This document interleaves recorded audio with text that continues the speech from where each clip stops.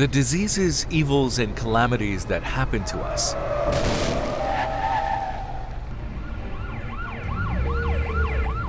They beg the question, why does Allah allow these bad things to happen? Atheists say if there is a creator, then he wouldn't have allowed such calamities to happen. But is it really so? First of all, we should start by saying that the existence of evil in the universe cannot be proof for the absence of a creator, that is Allah. Why? For example, let's imagine a museum or an exhibition space. Depending on their interests, the people that are visiting them may or may not like the works inside. When someone who doesn't know anything about painting sees a famous and valuable work, they would say, "This painting doesn't make any sense. I only see irregular and chaotic lines here." However, for someone who knows about paintings, that work has excellent features and has many meanings behind every detail.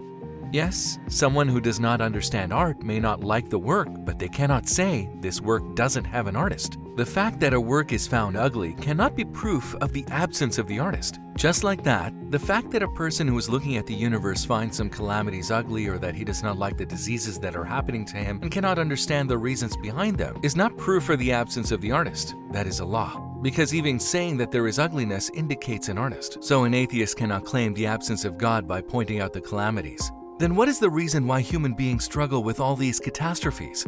Let's take a look at this. You can assess if something is flawed or perfect by looking at the purpose for which it was made. If something works well in accordance with its purpose, we can say it is of good quality, it is nice. If it doesn't work as intended, we say that it is ugly and flawed. For example, the purpose of a library is to provide a quiet and peaceful environment for people to work.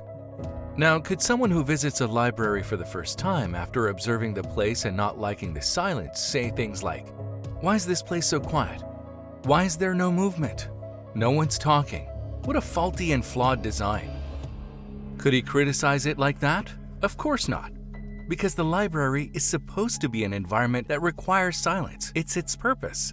So the fact that the library is quiet indicates that it is a quality and beautiful library. Or imagine a gym. Someone is visiting here for the first time and sees that the people are tired and sweaty. Lying on the floor exhausted, could he say things like, "Who is persecuting these people? What a pity. What a cruel and flawed environment." Of course they couldn't, because the purpose of this place is to make people physically improve themselves through struggle. Just like in these examples, this universe has certain purposes. We can understand whether the events in the universe are good or bad by looking at the purpose of the universe. Recognizing the names of Allah comes first among these purposes. Many other items can be counted, such as progressing by struggle with trials, by passing the test of patience. If we look at the universe according to these purposes, then it is necessary to have troubles, calamities, and diseases. For example, if there were no diseases, could we know the name of Allah, Shafi, or the name Razak? If there was no hunger, if there were no tests of gratitude and patience, could spiritual progress be achieved? No. Then the universe and the events which we call calamities within the universe are necessary for man's duty to get to know Allah and to rank up through struggle. Therefore, we cannot look at these events as flaws and evils. If such calamities were to occur in heaven and not on earth, then we would be able to say, this place is bad, there is ugliness here. Because heaven is a place of goodness and reward, the world, on the other hand, is a place of trial. If we think about the concept of finding a flaw in light of this purpose that we've explained, we can say that an atheist who does not know the purpose of the universe and even thinks that it is purposeless certainly would not be able to evaluate whether these calamities are good or bad, because if the purpose is not known, the event cannot be interpreted correctly. In fact, everything in the universe is beautiful. Yes, something is either beautiful in and of itself, or it's beautiful in terms of its result. Even many issues that we think of as evil have many beauties in terms of their results.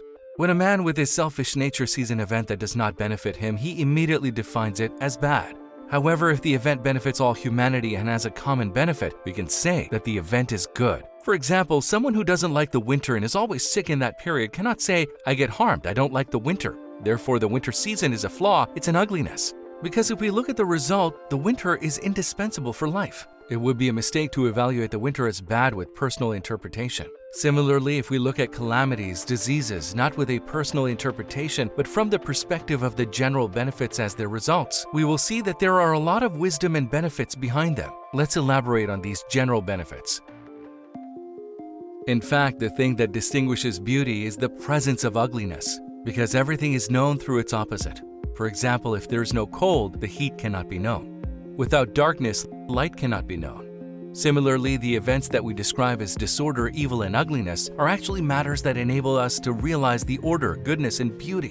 I mean, think about it. Imagine if there was no ugliness. Could we speak of beauty, or could we speak of order where there was no disorder? So the existence of opposite concepts is necessary to understand beauty. A person who is constantly living in order and beauty can no longer understand the value of that order and beauty. We can evaluate natural events such as earthquakes in this manner. For example, earthquakes can seem evil. It is an event that shakes the earth intensely and is considered to be a calamity. At face value, it may be perceived as very harmful and a disorder, but in fact the thing that tells us what the order is are these earthquakes. Yes, earthquakes remind people that the earth does not shake on normal days and makes us feel that such an orderly and stable earth is actually a blessing.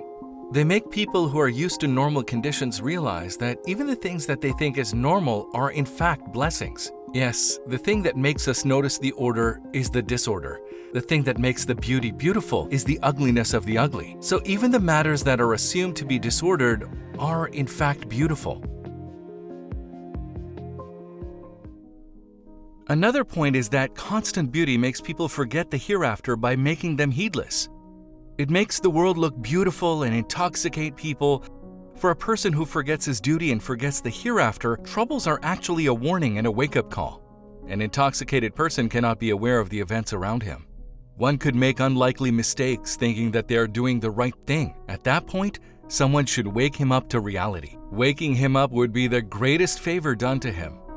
Just like that, the human being who was sent to the world to know Allah sometimes forgets his duty. Contrary to his mission, he can become immersed in extremely insignificant things. Some days, he forgets the taste of praying. Some days, he falls into sin in such a way that he even forgets what it means to regret. Actually, at this point, he needs someone to wake him up from that state. In reality, it's not evil that Allah wakes him up from his heedless, sinful state with calamities and diseases, but it's pure mercy and beauty. Because think about it, whoever experiences a problem starts thinking more about the hereafter compared to other people, and he turns to worship. So even from this point of view, we should see calamities not as evil, but as blessings to be thankful for. Human logic is in constant improvement. The human being who always understands the logic of the events later on tries to learn what is beneficial and what is harmful throughout his life.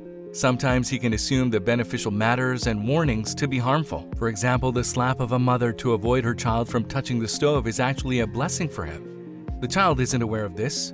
He can neither recognize the danger of the stove, nor can he immediately understand the reason for the slap. When he understands the danger of the burning stove later on, he realizes that the slap was actually a result of compassion.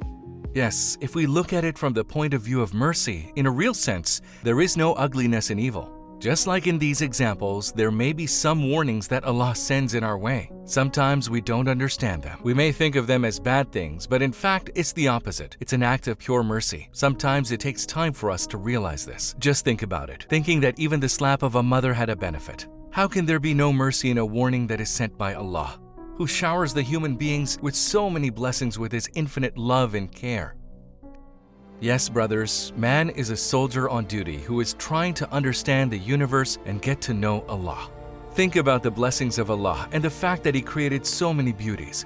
As the one who gives the feeling of compassion to all the mothers, would Allah ever intend any harm to you in a real sense? As the one who puts benefit in all things and manages everything with wisdom, would Allah ever create disorganized and useless matters? Sometimes we need to change our perspective. We have to evaluate things holistically.